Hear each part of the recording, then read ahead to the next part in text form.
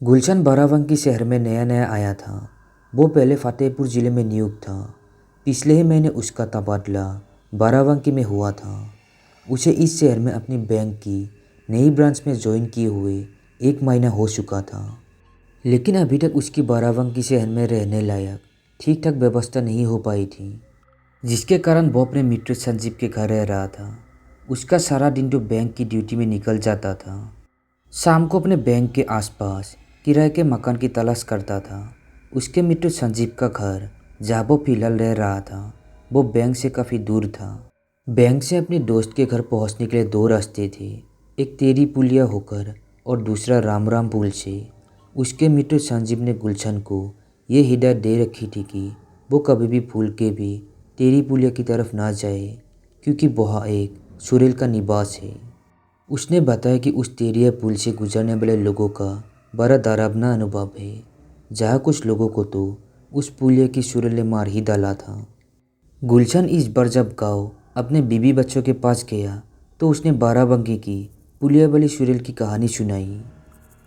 ये बातें सुनकर गुलशन की पत्नी बहुत डर गई। उसने गुलशन को समझाया कि वो कभी भी उस खौफनाक जगह की तरफ ना जाए। फिर उसकी पत्नी ने गुलशन को गांव के खुमर बाबा के पास ले गई। बाबा ने गुलशन को एक ताबीज़ दिया और कुछ बातें समझाई। एक दिन गुलशन को बैंक में बहुत देर हो गई थी। उसका अगले हफ्ते इस नए शहर में अपने परिवार को लाने का प्रोग्राम था।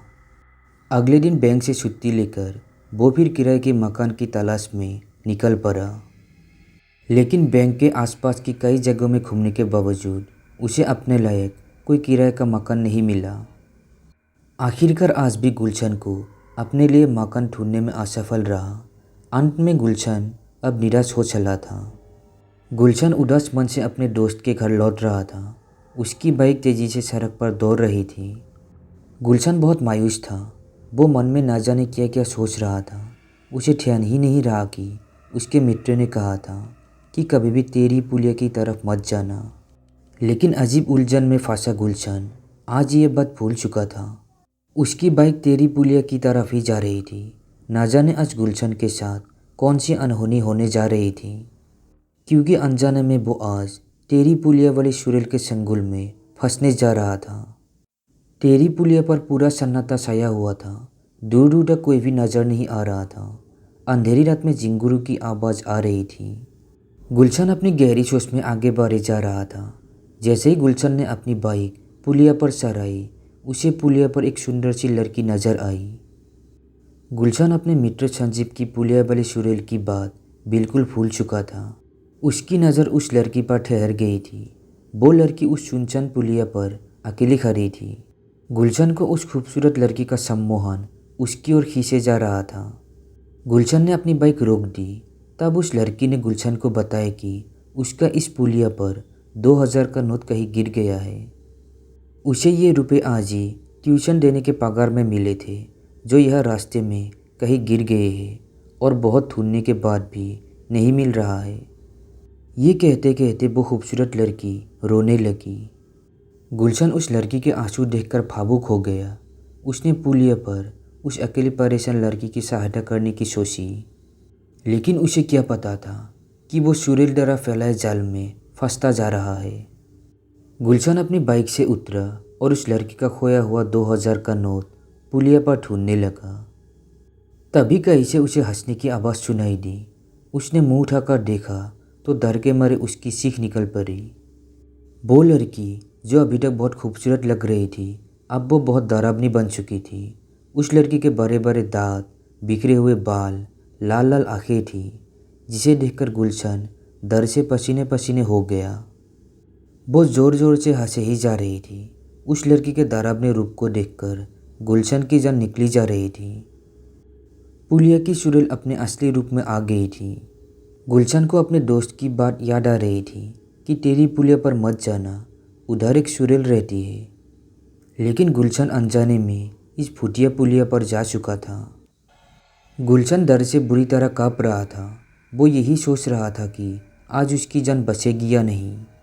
तभी उसको याद आया कि उसके पास गांव के खुमर बाबा के द्वारा दिए गए एक ताबीज़ है।